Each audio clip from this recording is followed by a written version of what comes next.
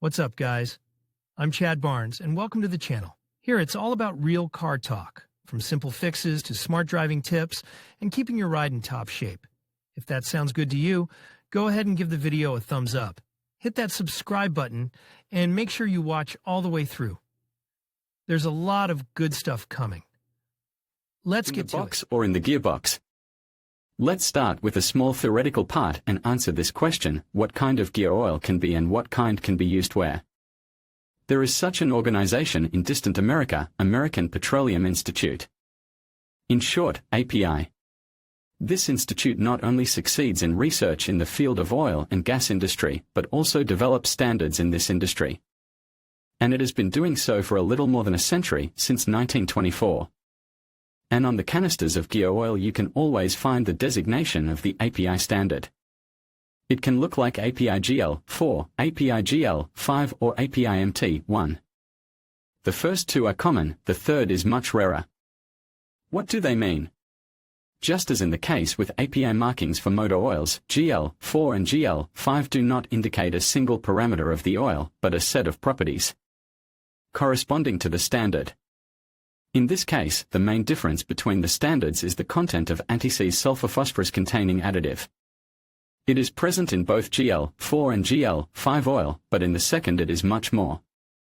This additive is very effective in protecting transmission parts from wear due to friction and shock loads due to its ability to create a strong protective coating on their surfaces. In the past, lead-based additives were used for this purpose, but over time it was discovered that lead is too toxic and its use is undesirable. Sulfur phosphorus additives turned out to be even more effective than lead additives and could be used everywhere, if not for one. But they are not friends with copper. And it is this metal is usually made of synchronizers of gearboxes. Therefore, pour into the gearboxes oil GL5, which seems more advanced, cannot, synchronizers with it will not last long. For gearboxes should be used oil with GL4. It also has anti-seize sulfur phosphorus containing additives. They are not present only in the very outdated GL1 oil, but their content is much lower than in GL5 oil. To sum up, GL4 we pour into synchronized gearboxes. There are no others now, GL5 into gearboxes. But if you are a happy owner of a car with a differential of increased friction, specify in the instruction manual what oil can be poured into the gearbox. Sometimes special oil is required there or oil with GL5 tolerance is expressly forbidden. For technically advanced formulate the conclusion differently. GL4 is used in gearboxes with bevel gears with spiral teeth, operating in conditions of medium and hard speeds and loads. GL5 in gears, first of all, hypoid gears, working with high speed and shock loads or with low speed and significant torque. Well, what about API MT1 oil? It is hardly familiar to most of you, because it is used in unsynchronized gearboxes of heavy machinery. It has its own peculiarities, but we are not interested in them. We will leave them to mechanics of transportation enterprises. Therefore, let's return to GL4 and GL5 oils and remember what their parameter is the most important and how to check it. About shear, viscosity and tapered bearing. So, we said that GL5 oils work in gears with high speed, where there are shock loads. Under such conditions, not only the parts of the mechanism, but also the oil has a hard time. It experiences mechanical stress, which is called shear.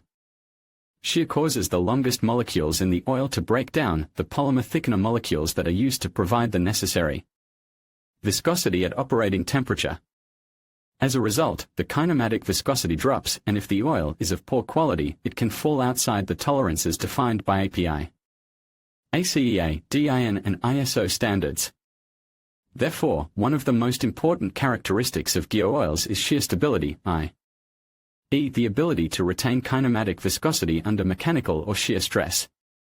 How to check it? The tapered roller bearing evaluation method is used to determine the shear resistance of gear oils. In German it is called Kegelrollenlager, hence the name of the test, KRL test. There is a special device called a KRL, or shear stability tester unit. The KRL tester contains a shear element, a tapered roller bearing, which is immersed in oil.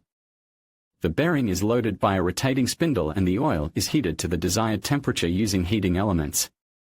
According to CEC methodology L45A99 shear viscosity stability of gear lubricants, tapered roller bearing installation, the test can run for 20, 40 or 100 hours, after which the loss of kinematic viscosity at 40 degrees Celsius and 100 degrees Celsius is calculated. In the test report, this loss is stated in CST, mm2s, or as a percentage of the original at the same temperatures, 40 degrees Celsius and 100 degrees Celsius. It looks simple, but in reality the KOL unit is quite complex and the actual viscosity measurement process is also much more laborious. The now short description would suggest.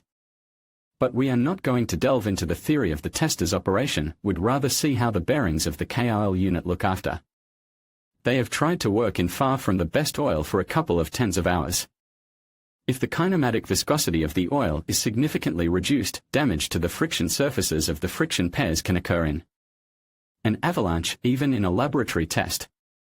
In a gearbox in real life, the destruction can be even more rapid due to backlash caused by wear. This is due to the fact that the loads experienced by the parts in the transmission units are far from uniform and constant, and as a result of varying in shock loads, the transmission parts will become unusable very, very quickly.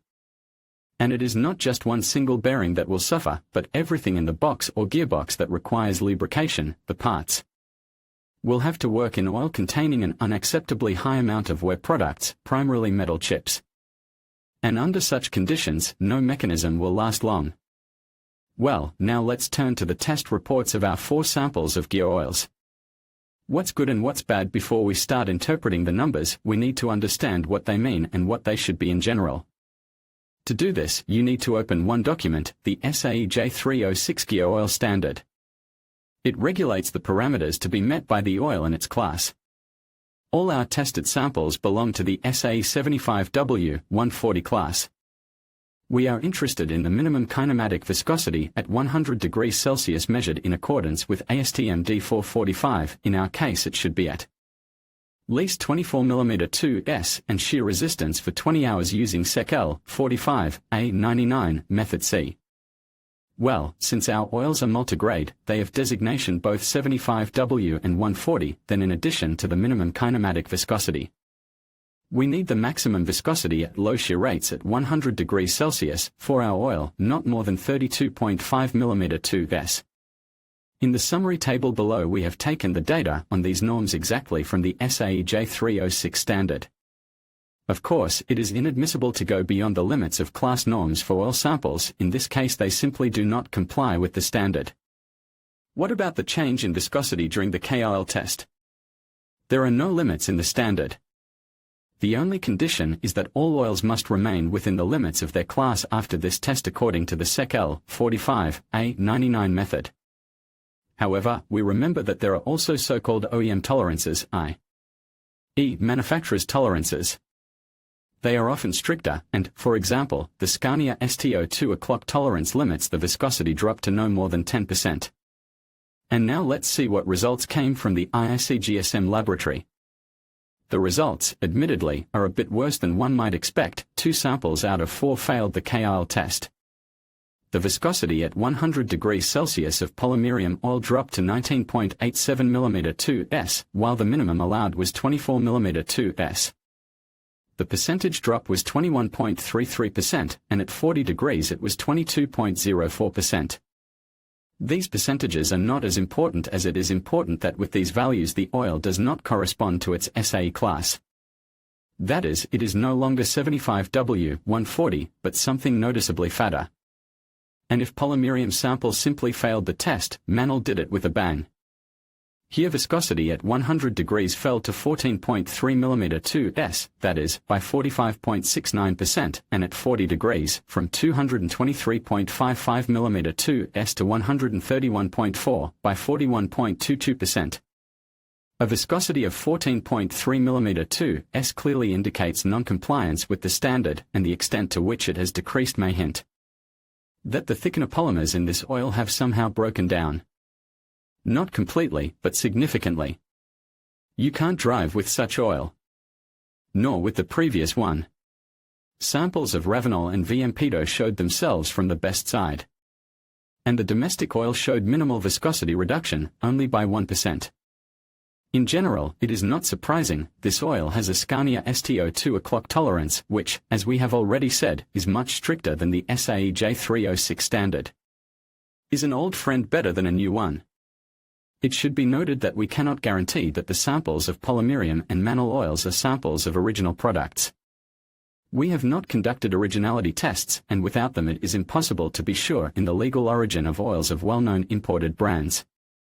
It is, of course, very sad, but against this background the results of the domestic product Viampido, which, of course, no one will counterfeit, are all the more pleasing. So the proverb that an old friend is better than two new ones has lost its relevance in relation to oil. Well, let's make friends with new ones. In conclusion, our exploration of the concept that the best is not always good has shed light on the complexities of selecting gear oils. Through our laboratory tests of Kegelrollenlager, we have demonstrated that performance can vary significantly based on specific conditions and requirements. It is essential to consider not just the highest-rated products, but also how they align with your unique needs. By understanding the nuances of gear oil performance, you can make more informed choices that lead to better efficiency and longevity in your machinery. Thank you for joining us in this insightful journey into the world of gear oils and their testing.